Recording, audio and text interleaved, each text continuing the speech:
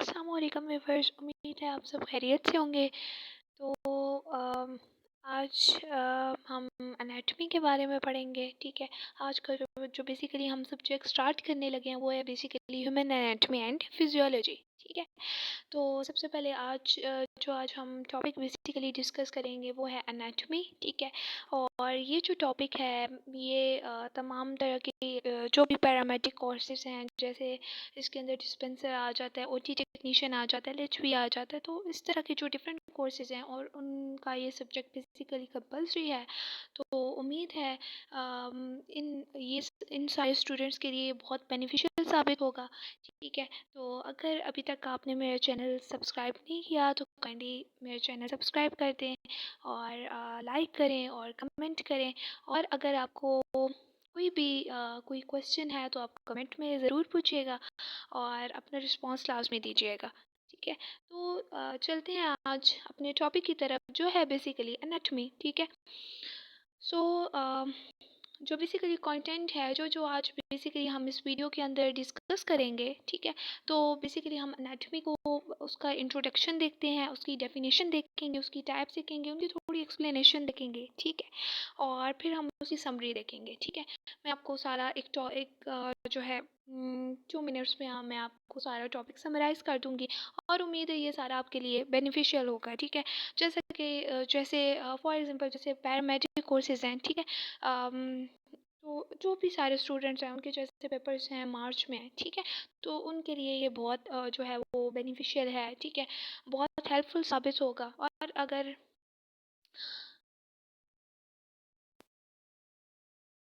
Okay viewers, तो चलते हैं अपने टॉपिक की तरफ। तो सबसे पहले बेसिकली एनाटॉमी को हम डिस्कस करते हैं। ठीक है। एनाटॉमी है क्या बेसिकली? ठीक है। तो एनाटॉमी का टर्म जब हम पढ़ते हैं, ठीक है, तो अगर हम इसके वर्ड को डिस्कस करें तो ये बेसिकली ग्रीक वर्ड से आता है। ठीक है। अब व्यूअर्स, आपको ये चीज़ें सारी पता होंगी। ठीक है। कि जो भी स्टूडेंट्स मुझे सुन रहे हैं, ठीक है, तो ये उनके लिए है कि जो भी आपको पता है कि ये जो साइंटिफिकली टर्म्स होती हैं, ठीक है, ये सारी जो है ये ग्रीक वर्ड से आ रही हैं। ठीक है। लैटिन लैंग्वेज में आती हैं। ठीक है। और जैसे एना की टर्म जो है वो आपके लिए यूज़ होती है और टॉमी का मतलब वो होता है कटिंग। ठीक है। तो मतलब एनाटॉमी को अगर हम बताएं तो उस इसमें हम बेसिकली क्या करते हैं कि कोई भी जो पार्ट है उसको हम कट करते हैं, हम उसको ओपन करते हैं, उसको एक्सपोज करते हैं, उसको डाइसेक्ट करते हैं डाइसेक्शन के थ्रू। ठीक है। और डाइसेक्शन आपको पता है क्या चीज़ होती है? ओपन करना। ठीक है। Open up the body. ठीक है। तो डिफाइन करें अगर हम इसको तो ये एक ऐसी ब्रांच है बायो की कि जिसमें हम बेसिकली क्या करते हैं कि ऑर्गेनिज्म की स्ट्रक्चर की स्टडी करते हैं और उनके पार्ट्स की स्टडी करते हैं। ठीक है। तो वो कोई भी पार्ट हो सकता है। मतलब जैसे हम अगर ह्यूमन बॉडी लेते हैं, ठीक है, तो हम उसका डिफरेंट उसमें देख सकते हैं। जैसे हम नर्वस सिस्टम देख सकते हैं, हम रिस्पायरेटरी सिस्टम देखते हैं, हम डाइजेस्टिव सिस्टम देख सकते हैं। ठीक है। तो इस तरह की जो भी फील्ड्स आ रही है ये फर्दर हम इससे जो है ये हमारे लिए हेल्पफुल है। ठीक है। तो ये बेसिकली क्या है कि ये एक नेचुरल साइंस की ब्रांच है। ठीक है। जिसमें मेनली हम लिविंग जो थिंग्स हैं उनकी स्ट्रक्चर के बारे में पढ़ते हैं। ठीक है। और ये बहुत आप कहते हैं कि बहुत जो है ये ओल्ड मेडिकल साइंसेस भी इसको कहा गया। ठीक है। और बहुत पहले हिस्ट्री मतलब जो है प्री हिस्टोरिक टाइम से ही अगर इसको देखा जाए तो इसकी बिगनिंग जो है वो स्टार्ट हो गई थी। ठीक है। तो एनाटॉमी में बेसिकली साइंस की ऐसी ब्रांच है, ठीक है, जिसमें हम बेसिकली हम फिजिकल स्ट्रक्चर्स को स्टडी करते हैं और जो भी किसी भी ऑर्गेनिजम्स के पार्ट्स हैं उनको स्टडी करते हैं। ठीक है। तो बेसिकली अगर हम ब्रांचेस और टाइप्स ऑफ एनाटॉमी को डिस्कस करें तो उनमें हमारे पास ग्रॉस एनाटॉमी आएगी, हम वो भी पढ़ेंगे। हम माइक्रोस्कोपिक एनाटॉमी भी आगे देखेंगे, हम ह्यूमन एनाटॉमी के बारे में पढ़ेंगे। ठीक है। तो अगर फाइटोटॉमी की बात करें, ठीक है, तो फाइटोटॉमी क्या है? यहाँ पे जो टर्म यूज़ की गई है फाइटो की टर्म आपको पता है प्लांट्स के लिए यूज़ होती है। ठीक है। जैसे अगर हम बात करें फाइटो की तो फाइटो प्लैंकटन, ठीक है, जो प्लांट लाइक आ जाते हैं। ठीक है। तो फाइटो की टर्म बेसिकली प्लांट्स के लिए होती है और जू टॉमी आपको पता है जू की टर्म जो है जोलॉजी बेसिकली एनिमल्स की आप कहते हैं। ठीक है। डायसेक्शन आ जाती है। एम्ब्रियोलॉजी जो भी एम्ब्रियो स्टेज के ऊपर आ जाता है। अब इसमें भी आपको पता है कि जो स्पर्म और एग की फर्टिलाइजेशन से जो एम्ब्रियो की फॉर्मेशन होती है और जाइगोट की फॉर्मेशन होती है और यही जाइगोट आगे एम्ब्रियो की फॉर्मेशन करता है। ठीक है। तो फिर हमारे पास आ जाता है कंपैरेटिव एनाटॉमी। ठीक है। तो कंपैरेटिव एनाटॉमी बेसिकली क्या होता है कि इसमें हम कंपेयर करते हैं ठीक है। और आपको पता है कि स्टूडेंट्स जब भी हम कंपेयर की बात करते हैं, ठीक है, तो हम उसकी उस चीज़ की सिमिलैरिटीज़ को भी उसमें डिस्कस करते हैं और हम उसकी डिफरेंसेस को भी स्टडी करते हैं, ठीक है। तो इसमें बेसिकली जो भी स्पीशीज़ आ जाती हैं, ठीक है, तो उनकी डिफरेंट स्पीशीज़ के हम उनकी सिमिलैरिटीज़ को देखेंगे, हम उनकी जो है वो इसी तरह डिफरेंसेस को देखते हैं, ठीक है। तो एनाटॉमी एक और बायोलॉजिकल साइंस है जिसमें हम बेसिकली हम जो भी एक लिविंग थिंग है, बेशक वो एनिमल है, वो प्लांट है, और जैसे ह्यूमन बॉडी है, ठीक है, इसी तरह और लिविंग थिंग्स जो हैं, ठीक है, उनके बॉडी स्ट्रक्चर को डिस्क्राइब करते हैं, हम उनको आइडेंटिफाई करते हैं। तो आगे चलते हैं मीनिंग पे कि भी जो ग्रीक वर्ब एनाटोमियन जो है, इसका मतलब है टू कट ओपन, ठीक है, उसको ओपन करना, उसको डायसेक्ट करना, ठीक है। और ये फील्ड बेसिकली किसे मतलब जो है वो डील कर रही है या रिलेट कर रही है ओपनिंग से और डायसेक्टिंग से, ठीक है।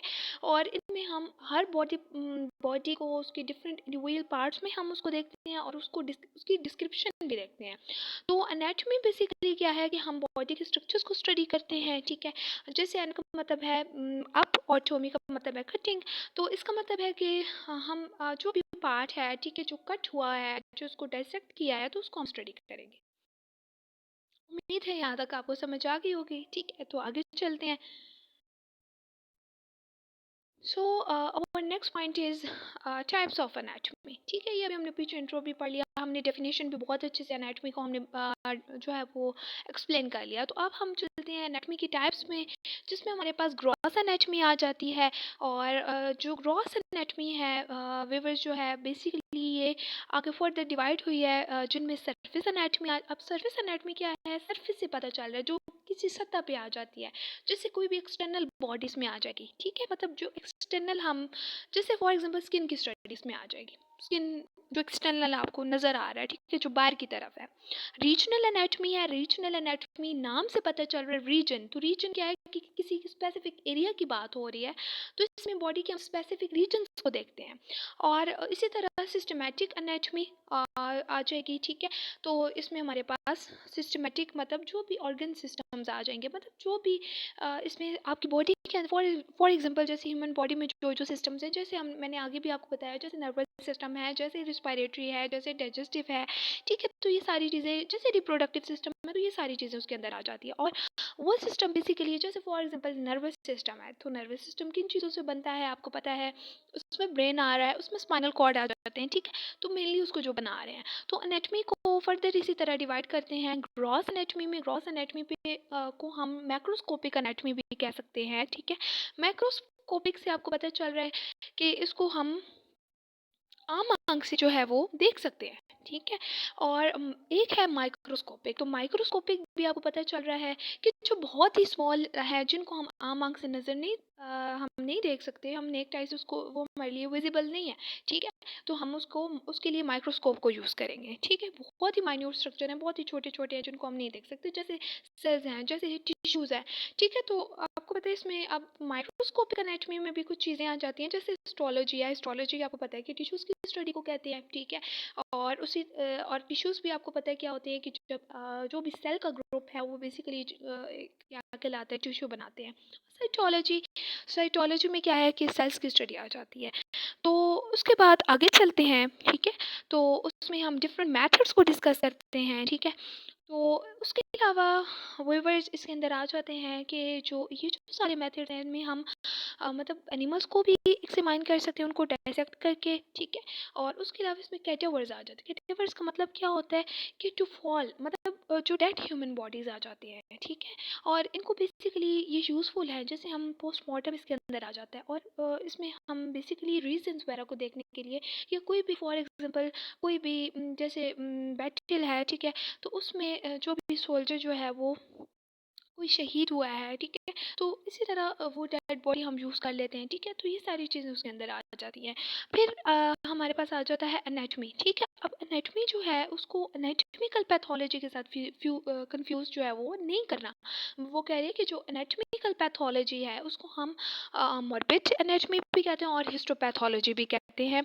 अब पैथोलॉजी से आपको पता चल रहा होगा कि इसके अंदर क्या है, डिजीज़ की स्टडी आ जाएगी ना, ठीक है। तो जो भी डिसीज ऑर्गन्स हैं, ठीक है, उनकी माइक्रोस्कोपिक अपीयरेंस आ जाएगी, ठीक है, या हम उनको ग्रॉस मैक्रोस्कोपिक लिहाज से हम उसको स्टडी करते हैं, ठीक है, और हम बेसिकली इसका मेन हमारे पास आ जाता है कि हम इससे इजीली उस डिजीज़ को डायग्नोज कर सकते हैं, फिर हम उसका ट्रीटमेंट कर सकते हैं।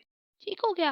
फिर हम आगे आ जाते हैं ह्यूमन एनाटॉमी पे, ठीक है। तो ह्यूमन एनाटॉमी में जैसे हम ऊपर भी पढ़ चुके हैं, ग्रॉस ह्यूमन एनाटॉमी है, हिस्टोलॉजी है, और बेसिकली जो भी ह्यूमन बॉडी है उसकी मॉर्फोलॉजी को हम, और मॉर्फोलॉजी भी आपको पता है कि जो भी एक्सटर्नल फीचर्स हैं उनको हम बेसिकली स्टडी करते हैं।